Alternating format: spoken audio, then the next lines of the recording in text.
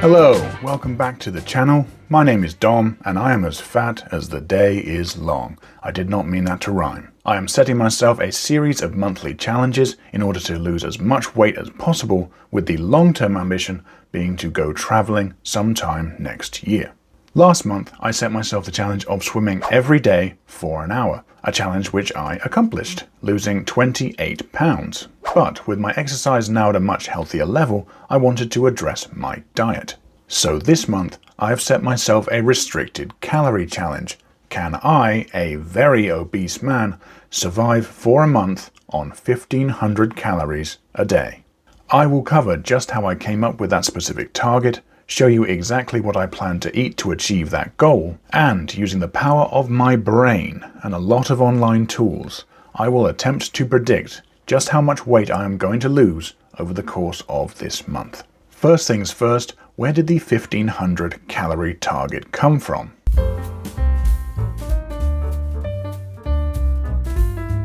The process of losing weight can be summarized by two words: calorie deficit.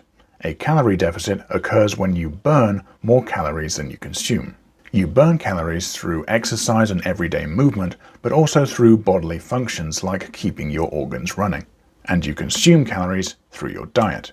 If you maintain a calorie deficit, you will lose weight, as this forces your body to use stored fats as an energy source. And the amount of weight lost depends on the size of the deficit. The more calories burned and the less consumed, the greater the deficit and the more weight lost. In order to work out a calorie deficit that I thought would be challenging but achievable, I first had to find out the number of calories that I would require to maintain my current weight. As an obese person, the number of calories I require to maintain weight is relatively high, at least compared to the average person. At a weight of 29 stone and 10 pounds, I'm recommended to consume 3,486 calories per day, and that's before exercise. The average woman is recommended around 2,000 calories a day, the average man 2,500, either of which would be a good target for a restricted calorie challenge. But I really wanted to push myself, so I checked how much of a deficit the average person requires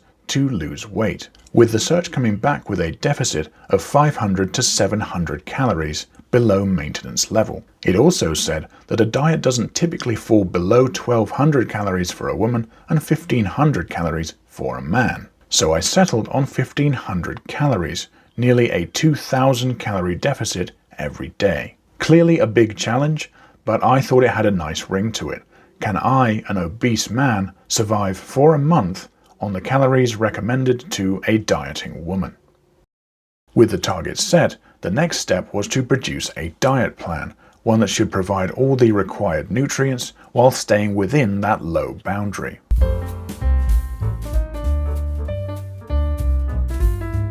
And early on, it became clear that there was not going to be a lot of extravagance. In order to complete this challenge, my diet was going to have to be quite basic. After a lot of trial and error that I won't cover because it was tedious, here are the meals that I have come up with. Breakfast? Nothing. Now, I'm not a big breakfast guy. Whether I'm dieting or not, I probably wouldn't have breakfast. I just don't get hungry in the mornings. I make up for it with a bigger lunch or dinner, and I decided to adopt that approach for the challenge as well. My lunches will be the same on each of the 30 days and are very basic. I will have one plain chicken breast, half a pack of microwaved golden rice, an apple, and a banana. I will go into more detail about the number of calories later in the video, and I will also put the exact number of calories per ingredient at the end. Because my lunch was so basic, I could afford to be a bit more extravagant when it came to the dinners. But I wanted to balance that with something that was also easy to make, because I found that one of the regular times I snack is when I'm in the kitchen making a meal. I wanted something that I could put together quickly to avoid that temptation. So I settled on a strategy that I have seen on a lot of YouTube shorts, which is batch cooking. This is where you take a whole bunch of ingredients, cook all your dinners at once, and then freeze them so that they last until you need them. I cooked the bulk of my meals for this month over a single weekend. The only reason I didn't complete them all was that I ran out of freezer space. The dinners themselves will comprise of one of 4 batch-cooked mains: bolognese, paella, fajitas, and Caribbean soup. This is where the main carbs and protein come from. The only thing that I'll have to prep on each day is some side vegetables, which I have in rotation.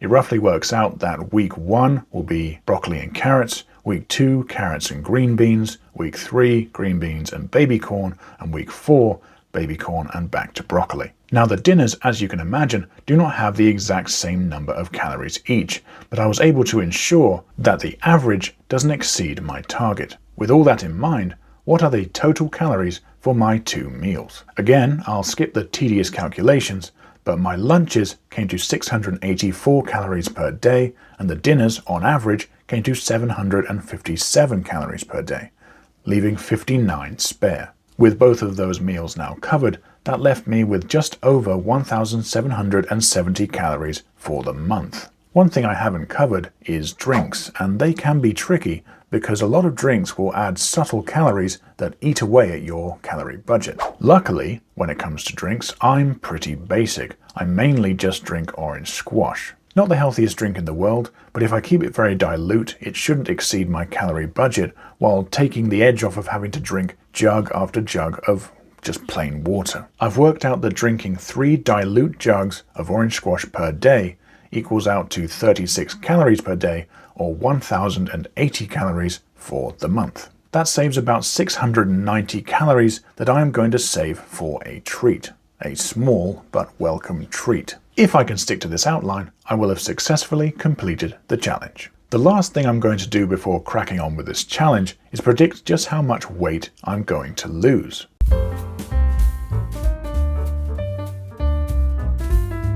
To work this out, we're going to need a few figures to help me calculate what my calorie deficit will be over the entire challenge. The first one, my maintenance level of calories, we already know, as that came up earlier in the video. It was 3,486 calories per day, which works out at 104,580 calories for the month. But we do need to add a second figure, which is how many calories I'm going to burn through workouts, as my maintenance level was based on little to no exercise. My goal for exercise is to keep swimming every day, so I've used an online calculator to work out how many calories I would burn on my average swim of roughly 2.2 kilometers in 90 minutes, which equals 1,105 calories per day, or 33,150 calories per month. Plus, I need to add some extra burned calories for walking to and from swimming, plus an extra hour on top of that for a weekly food shop. So using another online calculator, the links to these tools I'll put in the description by the way. Walking for 4.5 hours per week burns 1,253 calories, which on average is 179 calories per day, or 5,370 calories for the month. I feel like I'm saying for the month a lot. Is it getting tedious? I think it's getting tedious. That means that in total, the final figure for additional calories burned is 38,520. If we add those two figures together, we get the number of calories that I require to maintain weight, including exercise, which comes out at 143,100 calories. The last figure we need is my total predicted calorie intake, which we have already begun to collect. Adding together all my meals, drinks, and a treat, my total caloric intake this month will be 44,982 calories. Now all we need to do is take the hypothetical number of calories that I would need to maintain my weight with exercise and take away the number of calories I plan to consume.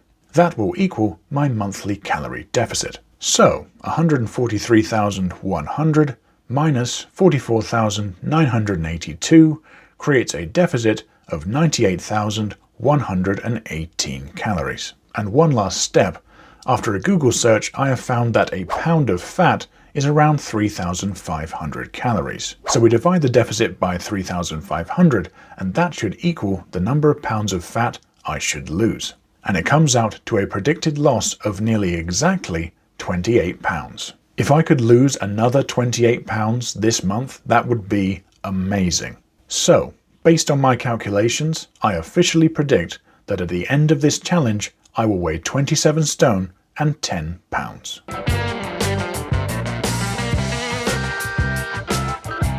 So, lunch. I'm reviewing this at quite an early stage, but it seems to be working out okay so far. Part of this challenge was balancing the effort required to make the meals with the satisfaction they provide. All I need to do is cook a piece of chicken in foil and microwave half a pack of rice. So my lunches are quite boring, but they're really easy to prep. I have found there are foods I miss. For example, I really love sandwiches and usually have one every day. But even a basic sandwich costs too many calories for this challenge. Yeah, maybe if my calorie budget is so low that I can't afford a sandwich, I may have been a bit too ambitious. But I'm hoping the sacrifice gets some good results. This might change as the month goes on. Maybe after a few more weeks of this same lunch every day, I will get sick of it. But at the moment, I think it's doing okay. It's doing the job. Basic, but functional.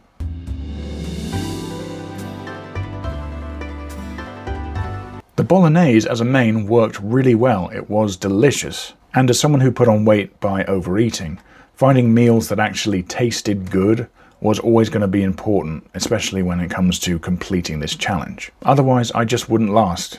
And with regards to that, the bolognese passed with flying colours. I did think of a couple of changes I would make if I was batch cooking bolognese again, and both of them revolved around the pasta. The carb for this meal was fusilli pasta, and for convenience I cooked it at the same time as the sauce, and then layered them together before freezing. And that meant that the pasta was cooked once, frozen, defrosted, and then cooked again in the microwave. At the end of that gauntlet, the pasta that was left, well, let's just say it wasn't al dente. I could pick up a piece and gently shake it, and it would come apart. So if I was doing this again, I would definitely cook the pasta on the day. This would be a bit more effort, but I think a much better experience overall. Secondly, I made way too much pasta. I worked out that my calorie budget would allow for 1 kilogram of pasta spread over 7 meals. This was way too much. The sauce that I added couldn't flavor that much pasta, so the first few meals tasted quite dilute. I worked out early on that if I ate a bunch of the plain pasta before I really mixed it in, then the remaining meal would be much stronger. Don't get me wrong, I needed the calories, especially in this first week. But if I had only used 500 grams of pasta, that would have saved me about 725 calories, which I could have spent on something else, like a treat during my lunches. Other than that, the bolognese was really good. I recommend it.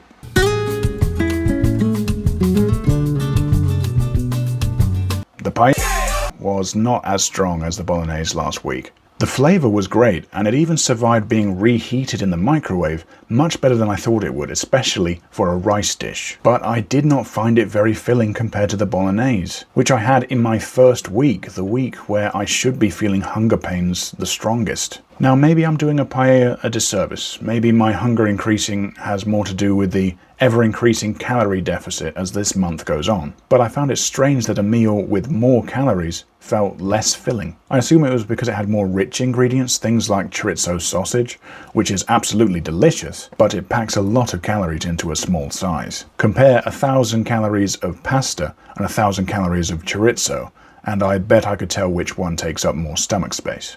It wasn't a bad dinner, it tasted great, but if I was doing this challenge again, I don't think I would use it.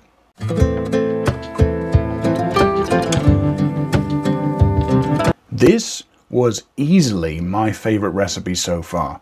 Caribbean soup is going to have to pull something out its arse to surpass this one. The main spice blend I used was an Old Reliable, Old El Paso Smoky Barbecue. In my opinion, the magnum opus of Old El Paso, if not all pseudo-Mexican cuisine. Saying that, I don't do well with spicy food, so the other flavor packets never really stood a chance. Anything with 2 chilies or higher, I will barely look at, let alone eat. And when I say I don't do spicy food, I mean spicy hot. Spicy flavorful is fine. And this recipe, flavor-wise, top tier. I also think it was the recipe that survived the freezing and reheating process the best. The mix did look a bit like a frozen turd when first taking it out to defrost, but once it was thawed and microwaved, it was great. I think it did help that it was one of the more substantial recipes, but not by much. It felt surprisingly filling compared to the paella, even though it was only an extra 20 or 30 calories per meal. I think the biggest downside to this recipe is that I couldn't include wraps, as they just cost too many calories. And even the replacement I had lined up for them, wholemeal pita bread, wasn't there on the day. I couldn't buy them. I ended up using a flatbread alternative, which was right on budget calorie-wise, but it meant that the meal required a bit of construction. Topping the flatbread with salad and then fajita mix, and to avoid spillage, doing this one bite at a time. But that construction did mean that the meal took longer to eat. Maybe that's why it felt more filling? That's just a theory. A food theory. Bon appetit.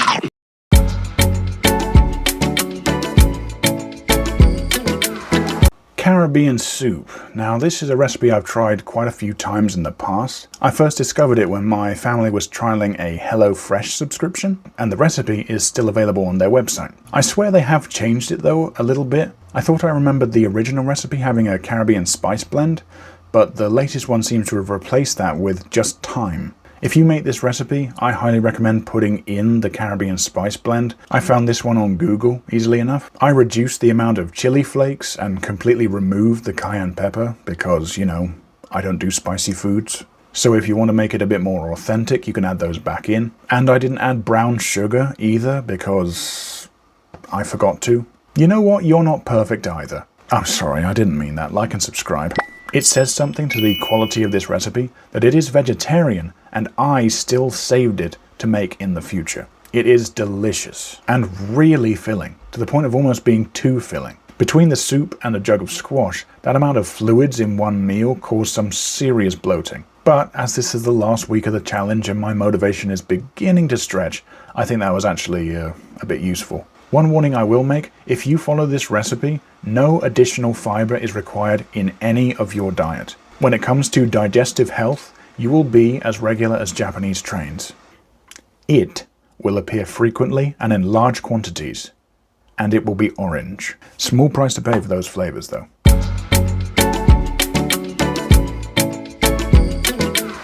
Another challenge draws to a close, and after 30 days of eating under 1,500 calories, I can confirm and officially state that this challenge has been passed. There is, however, one more metric to measure. I started this challenge at 27 stone and 10 pounds, predicting that I'd lose 28 pounds over the month, making me 25 stone and 10 pounds by the end. So after all that effort, let's find out how much I actually lost.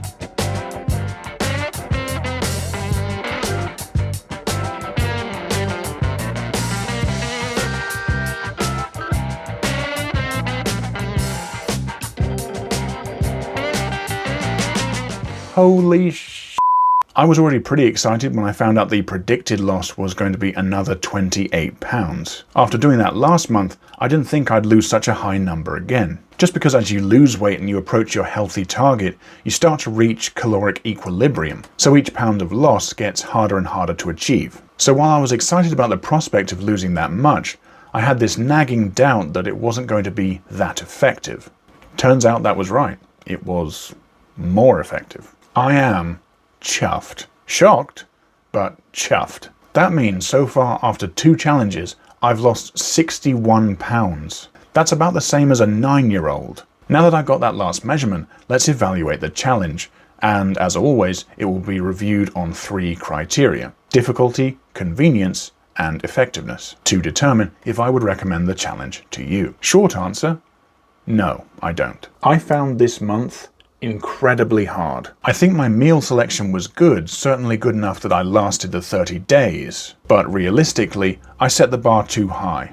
Or too low. You know what I mean. I should have had a higher calorie target. While the last challenge was very physical, this was supposed to be more of a mental challenge, more about willpower. But at times I was eating so little that I was actually experiencing physical effects. I was frequently very hungry. That's a given. But I felt extremely tired to the point of falling asleep at my desk on multiple occasions. And swimming for an hour and a half each day, which I was doing alongside this challenge, became a lot harder. Maybe my recovery was affected by my lack of calories, but whatever it was, at the end of a swim, I felt drained. Much more so than I ever felt last month. I was seriously contemplating reducing the amount of time that I swam. The only reason I didn't was because it would have affected my weight loss predictions, and I didn't want to do any more maths. This challenge as a whole felt like a slog, and there were definitely some times when I was seriously considering giving up. Close enough that on a difficulty scale,